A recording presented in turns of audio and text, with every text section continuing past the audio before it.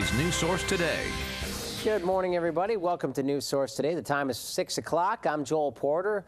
They were killed in a car crash on Thursday morning on Highway 126 near Mapleton. Kat and Ty, if you've never been inside the Capitol building before, and it was a first for me, you may be surprised at just how open and accessible the building is. And if you already know your way around the building, there are plenty of historical markers that you may have overlooked. From snow shovels to snow blowers, many places like Lowe's started getting slammed with customers yesterday. Joel, will there be more places around town where people won't be able to panhandle? Yes, there will, including areas near schools, even city parks, other places like that. We'll have much more on this coming up at 6. All right, thanks a lot. Panhandlers won't be allowed in some parts of the city, such as downtown where I'm now standing. If they're caught, they could be slapped with a $50 fine. Those who are threatening or potentially violent in panhandling could be arrested. If you'd like to try some Salsa Garcia, Patricia will have a vendor booth set up at the Mackenzie Cider and Craft Brew Festival, which opens tomorrow evening at Willamette Lane Center.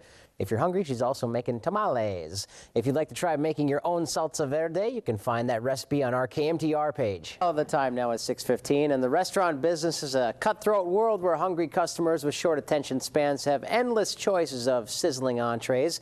But sometimes the name of the eatery alone can be enough to attract a few curious diners. In this week's All in a Day's Drive, we'll take you to 3 restaurants that sound frightening but serve up something unique. It's lunchtime in downtown Eugene, and Ben Hitchcock's killer crew is busy at work, flipping, frying, and wrapping. And we only do one thing, so we figured we should do it right. Killer Burger on Broadway has been open for less than 2 weeks. Order up! But the Portland-based bar and grill is already making a name for itself. Oh man, you gotta try the peanut butter pickle bacon burger. It's kind of our signature burger. Meanwhile, if you're pedaling through the Whitaker neighborhood, Taco Vor is a south-of-the-border spot on Blair Boulevard, named for owner Steve Mertz's own love of tacos. I can eat tacos all day long, and a friend and I were just sitting there laughing that we were Taco Vors, and that was really where the name came from. A funny name with serious appeal. From carne asada to fresh squeezed limes, this is an authentic taste with a few odd ingredients thrown in. We find that we have a pretty adventurous customer base that really want to try new things that are a little bit outside of their comfort zone. Speaking of places with an odd-sounding name, Toxic Wings and Fries on River Road may sound downright lethal. But the place has 16 flavors to choose from, ranging in heat from teriyaki all the way to toxic. These, by the way, are called The Burn. They're the second hottest. Yeah, there's definitely variety. I'd say that they have just as much non-spicy flavors like lemon pepper. The name was enticing, and we're big wing fans, and they look great. Just a few places that cater to the hungry as well as the bold. And you can chow down and see for yourself. They're all in a day's drive. On the drive to Independence, you can get off I-5 and take the scenic route down Talbot Road. There's no bridge to get across the river, but there is a ferry, one of only 3 still operating in Oregon. If you can see the osprey nest, you're in the right spot. People can come down, take a ride on the boat. It's a fun little trip. Kids love it. The Buena Vista Ferry is run by Marion County, taking locals and day trippers across the Willamette River all but 2 days a year. It's a public service, but it's really about the historical value to the ferry. The toll is only $3 to get you and your car across the river on the ferry, so you're guaranteed not to spend all your money in one place. And you certainly don't want to, because once the Buena Vista drops you off on the west side of the Willamette, you have landed in one of the hot spots for some of the biggest, sweetest cherries that you'll find in Oregon. These are called sweethearts. Sweethearts. Kind of cool. So you go, hey, sweetheart. No, I was talking to the cherry. Terry Drasdoff is a third-generation cherry farmer at Riverview Acres. We've been farming for over 100 years. He has large wooden signs on the road pointing you in the right direction. They're the best cherries I've had in a long time. Always look to the stem. A green stem means a fresh cherry. The season on his cherries is almost over, but he's quick to point out every day is a new day. I can't wait till tomorrow. You know why? Why? I get better looking every day. But tall tales aren't the only things that grow pretty high in this part of Oregon.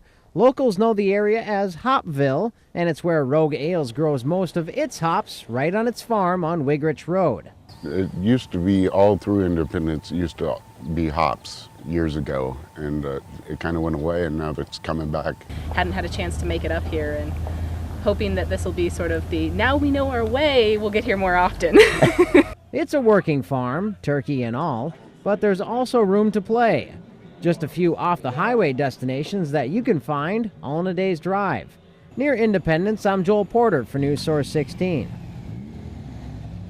As beachcombers search for treasure in the sand, the crab dock at Winchester Bay is drawing a few curious onlookers.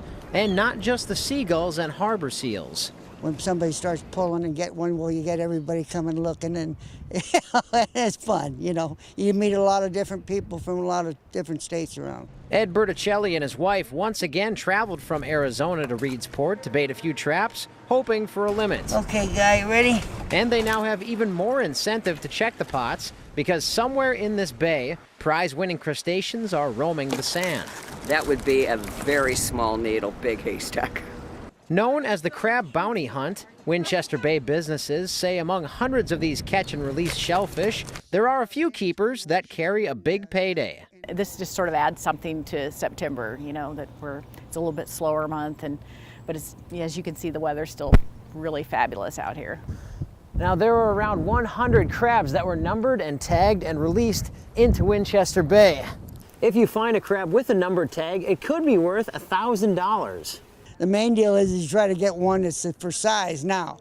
But if you see a tag on it, boy, and you know you got something, you know. It's kind of exciting when you see someone come in with one of those tags. They're pretty wound up. She's legal in Oregon, but she's a female, so we're gonna have to throw her back in. Bye, lady. Ed's wife, Peggy, says she knows the odds are slim that she'll find a dungy with a gold tag. These are all babies. But she's willing to keep trying. Oh, it's always been a lot of fun and a lot of camaraderie, and so what if you don't get anything? The worst that could happen is you might get dinner. A seafood dinner that could pay for itself several times over.